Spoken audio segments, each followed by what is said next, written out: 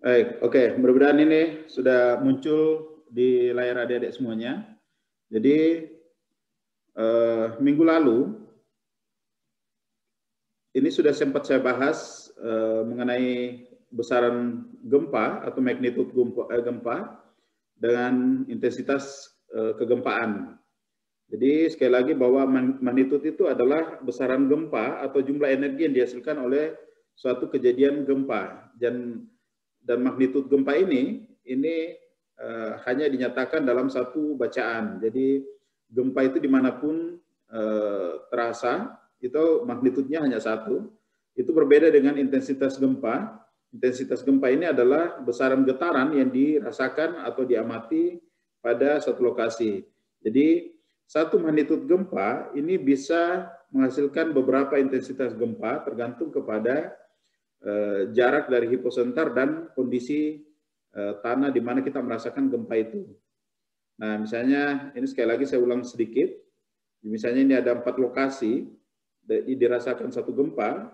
Gempanya ini magnitudenya 7,0, tetapi di lokasi yang pertama intensitas yang dirasakan hanya 2. Di lokasi kedua intensitasnya 4, di lokasi ketiga intensitasnya 5 lower, dan di tempat keempat intensitasnya 6 upper. Nah, ini masing-masing intensitas yang kita rasakan itu mulai dari 1, 0 sampai 7. Ini adalah intensitas dari masing-masing titik dengan gejala-gejala yang bisa dirasakan.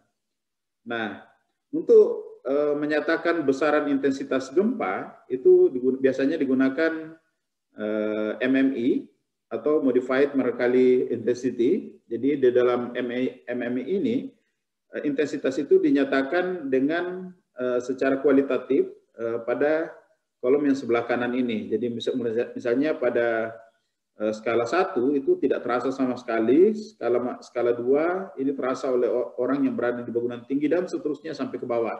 Jadi sekali lagi skala MMI ini mengacu kepada apa yang dirasakan seseorang pada suatu titik yang mengalami gempa. Jadi ini MMI skala ini lebih merupakan skala kualitatif dari suatu gempa. Nah, untuk menyatakan gempa dalam skala yang kuantitatif, itu biasanya digunakan skala Richter. Saya kira ini kita sudah sangat familiar dengan istilah skala Richter ini. Jadi, skala Richter ini menyatakan intensitas gempa mulai dari 1 sampai 13. Ini sebenarnya terukur melalui seismograf, ya, atau alat pencatat gempa yang biasanya didirikan pada tempat-tempat tertentu. Nah, magnitude ini atau besaran gempa ini bisa juga didefinisikan atau dideskripsi secara kualitatif seperti di MMI tadi. Jadi ada semacam korelasi antara skala Richter ini dengan skala MMI. Nah, bagaimana kita menentukan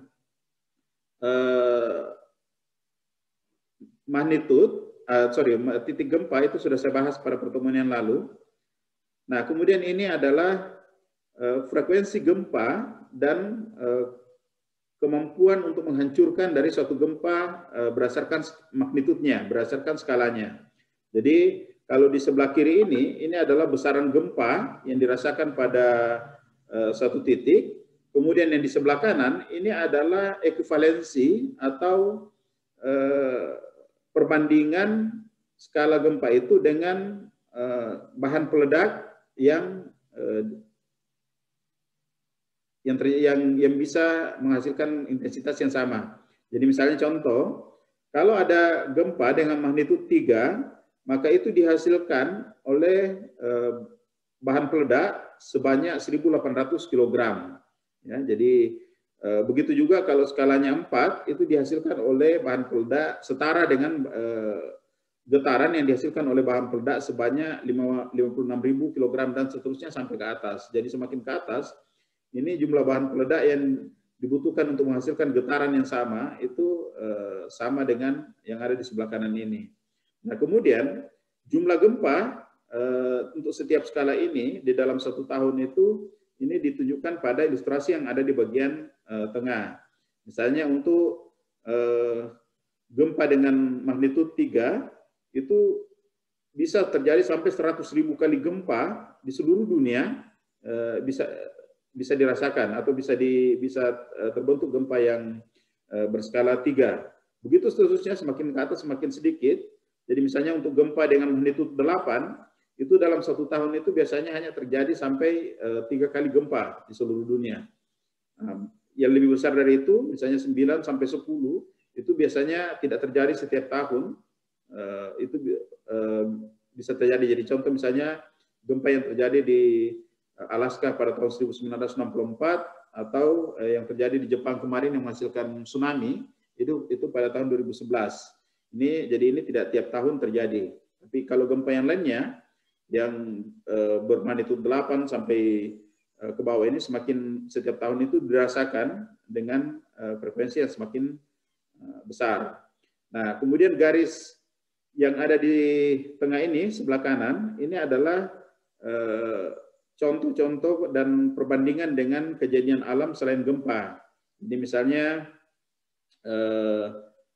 tornado, jadi rata-rata besaran tornado itu setara dengan gempa berskala 4 sampai 5, atau bom atom Hiroshima ini setara dengan gempa berskala 6 sampai 7. Ini kurang lebih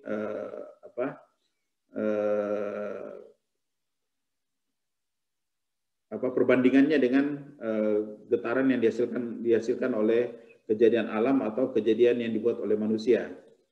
Nah, kemudian klasifikasi gempa juga bisa dinyatakan dengan mikro, minor, ringan atau light, moderat atau sedang, kuat, strong, mayor atau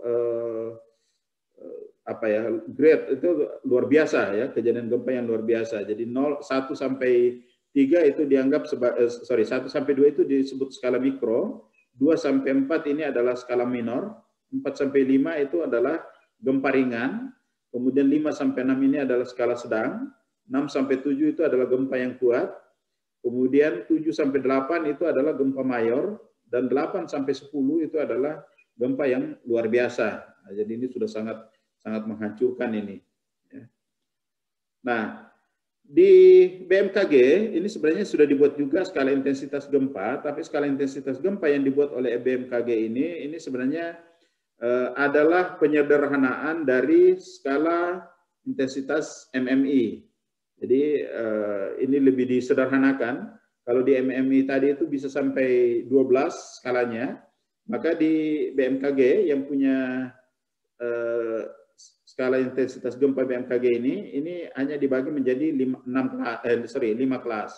Jadi ini disederhanakan, dan ini sebenarnya kalau menurut saya lebih kepada upaya untuk memudahkan pengelompokannya, karena kalau menggunakan skala MMI itu biasanya tanda-tanda atau ciri-ciri kualitatif seperti saya sebutkan tadi itu bisa saling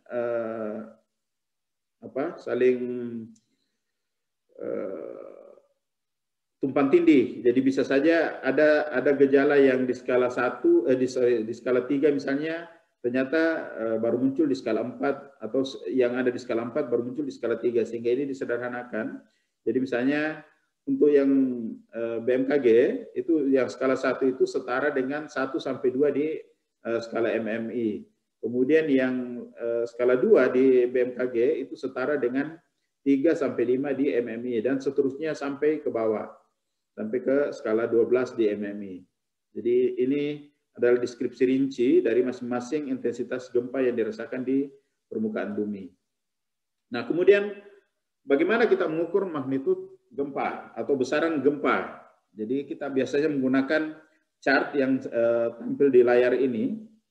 Nah, untuk menggunakan chart ini sama dengan model yang ada di geologi struktur. Kalau di geologi struktur itu, kalau kita mau menentukan true dip dan apparent dip, itu kita biasanya menggunakan nomogram yang mirip seperti ini, ya. Jadi kurang lebih sama. Nah, untuk bisa menentukan intensitas gempa, maka kita harus memiliki dulu waktu atau interval waktu antara gelombang sekunder dengan gelombang primer. Ingat, data ini yang kemarin kita gunakan untuk menentukan jarak satu lokasi dari pusat gempa atau lokasi titik gempa, pusat gempa di permukaan bumi. Ini yang kita gunakan kemarin. Dan kemudian data yang kedua yang diperlukan adalah amplitudo atau gelombang tertinggi yang terukur pada saat terjadinya gempa. Nanti dari dua data ini kita menentukan magnitudenya yang ada di tengah ini. Jadi langkah pertama itu kita lakukan mengukur jarak antara waktu tiba gelombang P dan gelombang S. Jadi misalnya ini di ilustrasi ini ditunjukkan oleh garis ini. Ini adalah waktu tiba gelombang P pertama kali dirasakan sampai kepada waktu tiba gelombang sekunder dirasakan. Jadi diukur jaraknya ini dalam detik. Kemudian setelah didapatkan jaraknya dalam detik, ini kita plot pada chart yang sebelah kiri ini. Misalnya di sini terukur 24 detik, kita tentukan di sini, ini 10, 20, berarti 24 kurang lebih di sini, di titik ini. Kita tandai titik ini pada chart sebelah kiri. Kemudian yang kedua, kita mengukur amplitude tertinggi. Jadi contoh misalnya di sini, ini gelombang yang tertinggi itu ada di sini nih. Ini adalah gelombang yang tertinggi, maka ini kita ukur tingginya dari baseline ini. Dari garis baseline ini, kita ukur berapa jaraknya dalam milimeter. Kemudian kita plot di sebelah kanan di sini. Jadi kalau di sini panjangnya ada 23 mm, kita ukur ini 10, 20, 23 kurang lebih di sini. Setelah itu, dua titik ini kita hubungkan untuk mendapatkan magnitude yang ada di tengah ini. Jadi sama persis dengan cara menentukan true dip dan apparent dip pada geologi struktur.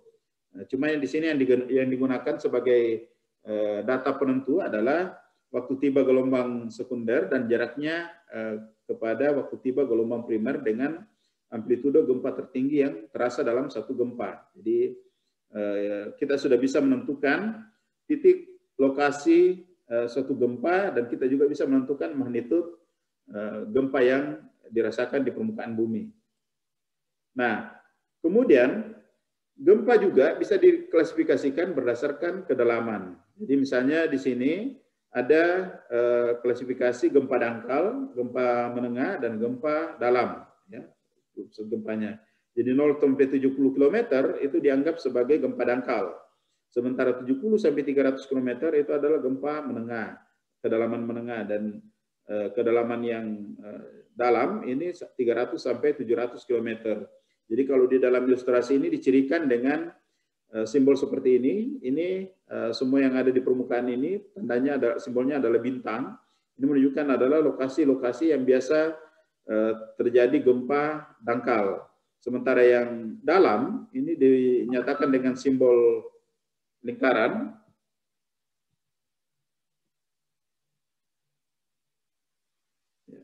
Simbol lingkaran seperti ini makin ke dalam, makin dalam. Ini adalah gempa dalam. Gempa menengah biasanya di antara peralihan di sini 70 sampai 300 km. Nah, pertanyaannya adalah apakah gempa bumi bisa terjadi berulang kali di tempat yang sama? Nah, sebelum kita membahas ini, saya ingin sedikit mengingatkan pada saat kita belajar geologi struktur, maka kita akan mengenal ada yang disebut dengan istilah zona lemah. Zona lemah ini adalah suatu zona atau suatu daerah yang pernah mengalami suatu retakan atau suatu patahan, kekar atau join, ya, atau fault atau patahan. Maka daerah yang pernah mengalami retakan ini, fracture ini adalah daerah yang disebut sebagai zona lemah. Dan jika suatu saat terjadi lagi gaya yang bekerja pada suatu daerah tersebut, maka kecenderungannya dia akan patah atau dia akan retak pada daerah yang sama. Makanya itu disebut dengan zona lemah, ya, zona lemah seperti itu. Jadi kalau dalam geologi struktur disebut dengan istilah zona discontinuity atau zona ketidakmenerusan. Itu disebut istilah dalam geologi struktur.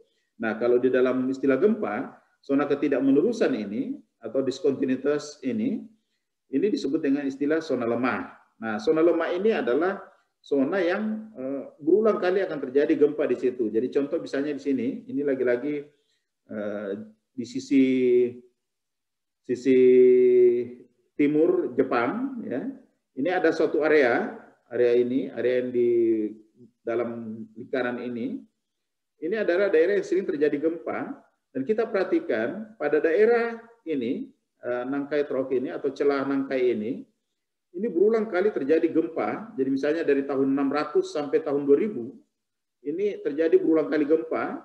Jadi antara tahun 600 sampai 800 ini terjadi gempa, kemudian 800 sampai 1000 ini terjadi gempa lagi, antara sampai 1200 ini terjadi gempa, berulang kali terjadi gempa seperti ini.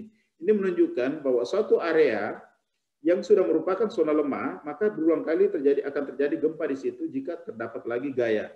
Nah, saya ingatkan bahwa gempa itu sekali lagi identik dengan orang adu panco, seperti itu ya, adu panco. Jadi kalau misalnya masih sama kuat, dia akan bertahan, paling muncul hanya getaran-getaran minor saja, tapi begitu ada satu yang kalah, yang satu sudah kehilangan daya tahannya, maka terjadi pergerakan yang luar biasa secara tiba-tiba, itulah yang menghasilkan gempa. Nah, interval waktu antara terjadinya gempa satu dengan gempa yang lain ini sebenarnya bisa diperkirakan. Nah, ini yang biasa digunakan di dalam memprediksi terjadinya gempa. Jadi ada yang disebut dengan apa istilahnya ya, di dalam gempa itu waktu tunggu untuk terjadinya gempa lagi pada suatu daerah, itu bisa terjadi gempa besar. Nah, ini berulang pada area yang sama, ya, berulang terus seperti ini. Nah, perulangan gempa ini bisa kita baca sebenarnya di permukaan bumi dengan melakukan pemetaan geologi. Jadi kalau kita melakukan pemetaan geologi, kita akan bisa mengidentifikasi daerah-daerah yang rawan terjadi gempa. Suatu gempa dari ciri-ciri yang ditunjukkan, misalnya terjadinya munculnya beberapa gawir sesar, munculnya perubahan ketebalan sedimen, munculnya beberapa lokasi yang berbeda, slide and side dan seterusnya, itu semuanya adalah ciri-ciri gempa yang terjadi berulang pada suatu lokasi. Jadi sekali lagi adik-adik sekalian, untuk mengidentifikasi zona-zona gempa, itu yang sebenarnya dilakukan adalah pemetaan geologi struktur. Jadi dari data-data geologi struktur inilah yang kemudian kita akan mengidentifikasi, oh ini daerah yang rawan gempa, ini daerah yang tidak rawan gempa. Nah, selanjutnya, berapa lama getaran gempa dalam satu gempa yang terjadi? Nah, biasanya umumnya gempa itu sebenarnya tidak lebih dari 1 menit. Jadi getaran gempa yang betul-betul merusak itu biasanya hanya kurang lebih 1 menit. Tapi gempa-gempa berikutnya itu bisa memperparah kerusakan yang terjadi dari gempa utama. Jadi contoh misalnya, ini gempa pada tahun 95 di Jepang, ini terbaca bahwa guncangan itu kurang lebih 12 detik, hanya 12 detik sebenarnya, dan gempa yang sangat besar itu hanya 4-5 detik. Jadi ini umumnya gempa kurang lebih seperti itu. Namun meskipun demikian, ada juga gempa yang terasa sampai beberapa menit ya, meskipun ini jarang terjadi. Yang biasanya terjadi itu adalah ada gempa besar, kemudian disusul oleh gempa-gempa kecil berikutnya. Jadi beberapa individu gempa, tapi dimulai dari satu gempa yang besar. Jadi sekali lagi bahwa lamanya gempa itu biasanya sebenarnya tidak lebih dari 1 menit. Nah, dari sinilah kemudian kita mendapatkan istilah main shock dan after shock. Ya. Jadi ada gempa utama dan gempa susulan. Contoh seperti grafik seperti ini adalah gempa utama ya, dengan magnitudenya 7, sekian. Ini magnitudenya 7, sekian. Nah, setelah gempa utama ini kemudian disusul gempa-gempa susulan seperti ini dengan magnitud yang lebih kecil atau jauh lebih kecil dan semakin lama semakin kecil. Nah, selain istilah gempa utama dan gempa susulan ini, ada juga istilah yang disebut dengan gempa swarms ya. atau swarm earthquake itu seperti ini. Jadi ini adalah serangkaian gempa bumi dengan magnitudo yang hampir sama besar yang terjadi pada suatu rentang waktu yang cukup lama. Jadi misalnya ini contoh adalah gempa yang terjadi pada mulai dari bulan Juli sampai Agustus. Ini berulang kali terjadi gempa utama. Jadi ini adalah gempa mensoknya, ya, skalanya 6,4, kemudian disusul oleh gempa-gempa susulan kecil, kemudian terjadi lagi mensok dengan skala 6,1, disusul lagi dengan gempa susulan, kemudian ada lagi gempa utama dan seterusnya seperti ini. Jadi ini rangkaian gempa yang terjadi dalam kurun waktu yang cukup panjang pada suatu zona gempa. Jadi ini yang disebut dengan earthquake swarms, ya, atau rangkaian gempa bumi. Jadi tadi ada istilah gempa utama atau mensoknya, kemudian ada aftershock atau gempa susulan, kemudian ada yang disebut dengan earthquake swarms. Nah, kemudian ada beberapa faktor yang mengontrol risiko terjadinya gempa bumi. Nah, ini yang sangat penting buat kita semuanya pahami di dalam mengidentifikasi zona-zona rawan gempa dan kemudian mengantisipasi risiko yang terjadi pada saat terjadi gempa. Yang pertama tentu saja yang mengontrol risikonya itu adalah lokasi tektonik dan patahan aktif. Jadi ini kalau kita bisa mengidentifikasi lokasi tektonik dan patahan aktif pada suatu wilayah, maka kita sudah bisa memetakan daerah-daerah mana yang punya risiko gempa dan daerah mana yang tingkat risikonya relatif kecil. Jadi kalau misalnya kita berbicara dalam konteks Kalimantan, itu selalu disebutkan bahwa Kalimantan ini relatif aman terhadap gempa. Namun demikian, ada beberapa lokasi di Kalimantan ini, khususnya di Kalimantan Timur dan Utara, yang merupakan daerah yang cukup rawan atau memiliki tingkat kerawanan yang cukup tinggi terhadap gempa. Misalnya contoh daerah di Kaltara itu, misalnya daerah Tarakan, Berau, kemudian di Kalimantan Timur, ya tadi Berau itu, tapi Berau dengan Tarakan itu adalah satu jalur gempa. Kemudian di bagian selatannya ada di sepanjang Teluk Balikpapan. Jadi Teluk Balikpapan itu juga adalah zona-zona yang cukup rawan untuk gempa. Makanya kemarin itu agak menjadi perhatian pada saat kita menetapkan, pada saat pemerintah menetapkan IKN atau ibu kota negara di Pasir Penajam, ya, berbatasan dengan Kuta Kertanegara, karena jalur itu merupakan jalur yang dilalui oleh jalur gempa Paternoster. Nah, itu meskipun dibandingkan dengan daerah seperti Sulawesi, Sumatera, Jawa, atau Papua, intensitasnya sangat tinggi, tentu saja masih jauh lebih kecil intensitasnya atau potensi gempanya di daerah Teluk Balikpapan itu dan memanjang ke arah barat. Tetapi sekali lagi tetap harus perlu diantisipasi jalur-jalur itu. Nah, selain menentukan lokasi tektonik dan patahan aktif, maka yang menentukan juga risiko itu adalah populasi penduduk yang sangat besar. Jadi ini makanya risiko gempa itu sangat besar itu pada daerah Jawa dan Sumatera, karena di sepanjang zona patahan itu, subduksi dari Hindia ke arah Asia, itu Jawa dan Sumatera itu adalah daerah-daerah yang punya populasi penduduk sangat besar, sehingga potensi resikonya itu juga sangat besar. Nah, ini bisa diperparah dengan kualitas bangunan yang tidak tahan gempa. Jadi kalau kita misalnya perhatikan kondisi di Indonesia sekarang ini kualitas bangunan kita ini sangat-sangat tidak memperhatikan bangunan yang tahan gempa. Dibandingkan misalnya dengan Jepang. Tapi hal ini tentu saja bisa dipahami karena ini sangat menyangkut atau sangat terkait dengan tingkat kesejahteraan penduduk. Ya, tentu saja kalau di Jepang dengan tingkat pendapatan per kapitanya per tahun itu sudah sangat tinggi, maka kepedulian masyarakat untuk membangun bangunan yang tahan gempa itu relatif tinggi dibandingkan dengan kita di Indonesia yang tingkat kesejahteraan masyarakatnya itu masih relatif sangat rendah. Pendapatan per kapita kita per tahun itu masih sangat-sangat rendah dibandingkan dengan Jepang.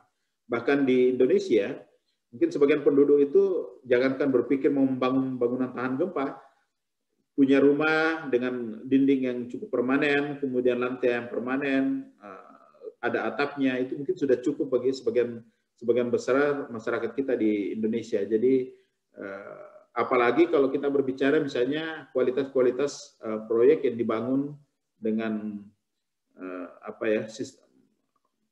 sistem yang berkembang saat ini, kita bisa melihat kualitas-kualitas bangunan itu sangat-sangat memprihatinkan, ya. Termasuk juga di sini infrastruktur yang sangat lemah dalam pembangunan jembatan, pembangunan jalan, itu kualitasnya masih sangat-sangat memprihatinkan. Jadi ini semuanya menjadi memperbesar resiko terjadinya kerusakan pada saat terjadi gempa bumi. Nah, faktor berikutnya adalah kurangnya kesadaran masyarakat. Jadi yang dimaksud kurangnya kesadaran masyarakat ini adalah kurangnya pemahaman masyarakat terhadap zona-zona gempa ini, dan kemudian apa yang harus dilakukan pada saat terjadi gempa. Jadi kita bisa lihat setiap kali terjadi gempa, yang ada terjadi itu adalah kepanikan yang luar biasa, ya, kepanikan yang luar biasa, yang lebih disebabkan karena kurangnya pemahaman apa yang harus dilakukan, apa yang terjadi, dan seterusnya seperti itu. Jadi kurangnya kesadaran masyarakat ini yang perlu kita perkuat. Itu menjadi tanggung jawab moral kita sebagai seorang geologis untuk meningkatkan pemahaman masyarakat mengenai gempa, apa yang terjadi, apa yang harus dilakukan, dan apa yang harus dipersiapkan pada zona-zona rawan gempa. Begitu juga dari sisi pemerintah, itu ternyata selalu terlihat kurangnya perencanaan dan persiapan pemerintah jika terjadi gempa. Jadi misalnya contoh terbaru kemarin gempa yang ada di Sulawesi Barat,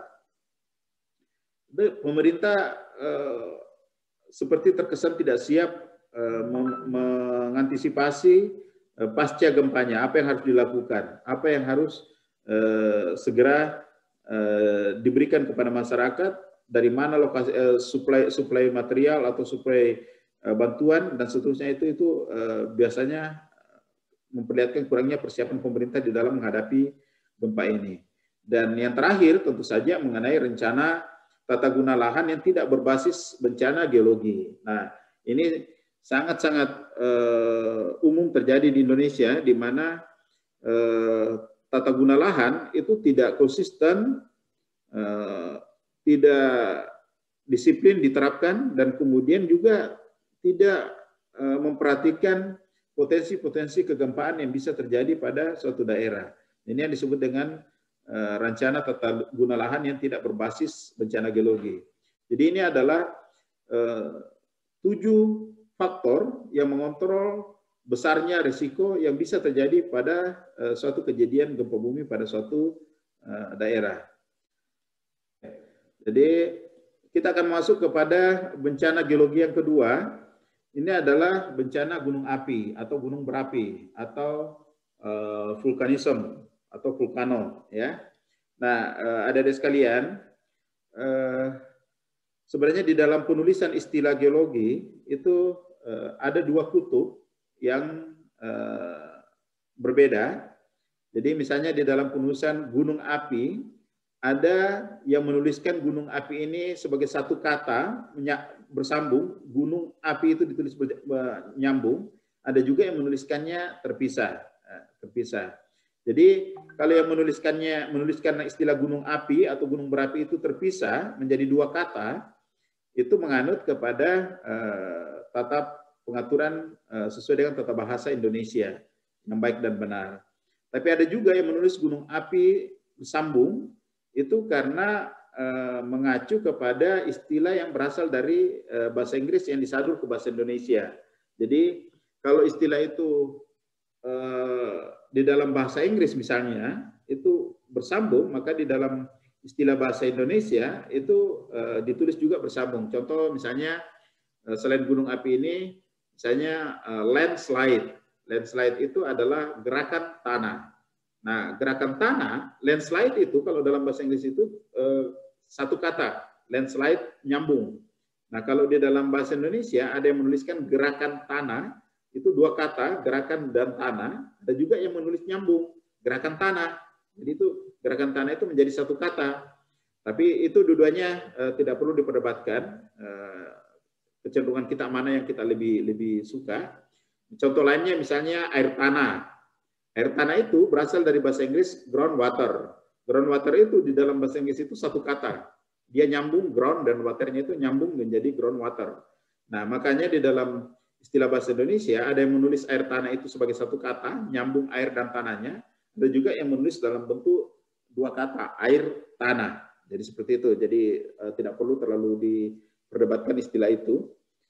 Yang tergantung di kita mana yang kita lebih suka. Kalau saya sendiri lebih suka menuliskan nyambung sesuai dengan istilah bahasa Inggrisnya. Jadi kalau volcano itu satu kata, maka di dalam bahasa Indonesia saya suka menuliskannya menjadi gunung api dalam satu kata. Nah,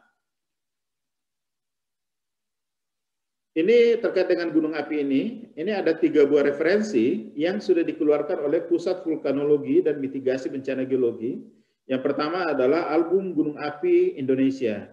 Di album Gunung Api Indonesia ini terangkum semua gunung api yang ada di Indonesia serta semua karakteristiknya.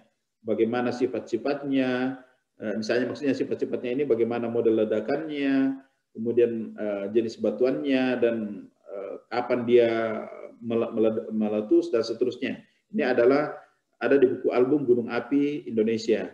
Buku yang kedua dikeluarkan oleh Pusat Vulkanologi dan Mitigasi Bencana Geologi Indonesia, itu adalah Gunung Api Indonesia dan karakteristik bahayanya. Ini kurang lebih sama, tetapi ini lebih fokus kepada karakteristik dan bahaya yang bisa ditimbulkan. Kemudian buku yang ketiga adalah Memahami Gas Gunung Api.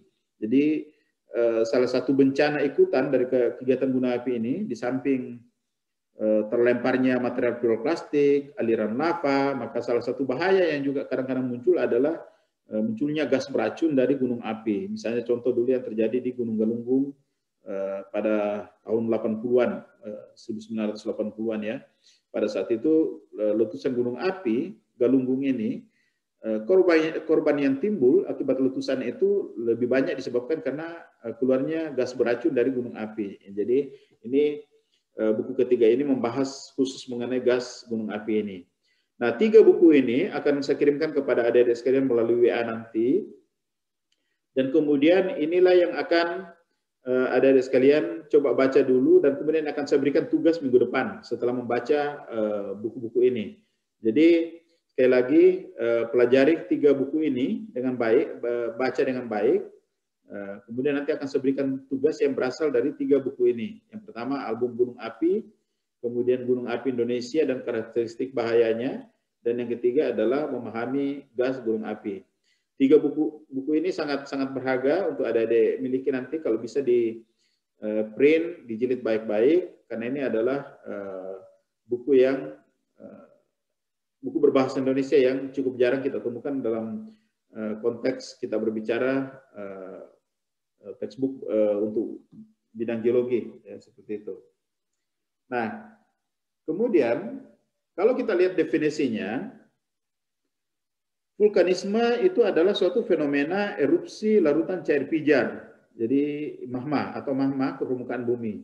Jadi fenomena erupsi larutan cair pijar ke permukaan bumi ini yang disebut vulkanisme. Jadi keluarnya larutan cair pijar ini dalam bentuk lava, piroklastik, atau gas vulkanik, ya, yang keluar melalui retakan di permukaan bumi yang disebut dengan fan. Jadi itu adalah definisi dari vulkanisme. Nah, sekali lagi adik-adik sekalian perlu dipahami bahwa vulkanisme itu tidak selalu seperti gunung api yang kita lihat di Indonesia. Ada gunung yang berbentuk kerucut, kemudian ada kawahnya, kemudian tidak selalu seperti itu ya. Nanti kita lihat jenis-jenis tipe vulkanik gunung api ya pada slide-slide berikutnya. Nah, anatomi dari gunung api itu terdiri dari model pada gambar seperti ini. Jadi ada pipa atau konduit dari dapur magma. Jadi dapur magma ada di bawah sini. Kemudian ada jalur keluar ke permukaan, itu yang disebut pipa gunung api. Ini keluar ke permukaan, keluar dalam bentuk fan, ya, di dalam kawah ya, seperti ini. Kemudian ada juga fan samping seperti ini. Jadi ada cabang-cabang seperti ini yang bisa keluar lewat samping. Ini yang nanti membentuk, kalau mau diperhatikan misalnya Gunung Krakatau. Gunung Krakatau itu dulu setelah meledak itu sempat tertutup, ya. Kemudian muncul lagi anak-anak Krakatau dari jalur-jalur samping seperti ini. Ini yang memunculkan anak Krakatau. Kemudian ada lava dan ada material piroklastik. Nah, perlu adik-adik bedakan, lava itu adalah material gunung api yang keluar dalam bentuk lelehan. Jadi dia tidak terlempar, jadi dia keluar dalam bentuk lelehan. Sementara material piroklastik adalah semua material magma yang keluar ke permukaan bumi melalui proses lemparan, jadi melalui udara, dia terlempar. Jadi selama material itu terlempar melalui udara dari fan, maka itu disebut material piroklastik. Tapi kalau dia keluar dari fan dan kemudian mengalir, tidak terlempar, itu disebut lava. Nah, kalau dalam klasifikasi batuan, lava ini masih masuk dalam kategori batuan vulkanik, batuan beku, ya, masih masuk dalam kategori batuan beku. Sementara piroklastik ini sudah membentuk kelompok batuan sendiri. Kalau dalam petrologi itu disebut sebagai batuan piroklastik. Batuan piroklastik ini memiliki ciri yang mirip dengan batuan sedimen, tetapi materialnya berasal dari batuan beku. Jadi dia peralihan dari batuan beku ke batuan sedimen, makanya disebut piroklastik. Plastik ini adalah sifat batuan sedimen. Plastik berarti berbutir, pyro ini api, berarti material sedimen berbutir yang berasal dari api, dari magma, seperti itu. Jadi ini perbedaan antara lava dan piroklastik. Nah, fenomena vulkanisme ini menghasilkan satu bentuk geomorfologi yang kemudian disebut sebagai gunung api atau vulkano. Jadi bedakan antara vulkanisme dengan vulkano atau dengan gunung api. Jadi gunung api atau vulkano ini adalah bentang alam yang merupakan retakan di kerak bumi yang dilalui oleh lava, material piroklastik, dan gas yang keluar dari dapur magma. Jadi sekali lagi bahwa vulkano ini adalah hasil bentang alam, jadi bentukan morfologi dari proses vulkanisme, dari fenomena erupsi gunung magma. Nah, umumnya gunung api ini terkonsentrasi pada daerah-daerah zona subduksi, ya, ingat kerangka tektonik atau tektonik setting. Jadi gunung api ini terkonsentrasi pada zona-zona subduksi, zona-zona pusat pemekaran atau spreading center, dan kepada hotspot.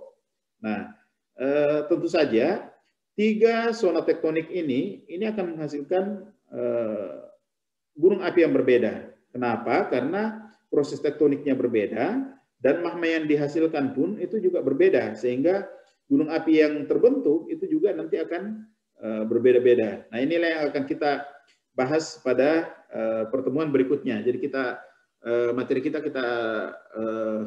selesai sampai hari ini. Kita akan berlanjut kepada tipe-tipe gunung api dan bagaimana mekanisme erupsinya pada pertemuan berikutnya.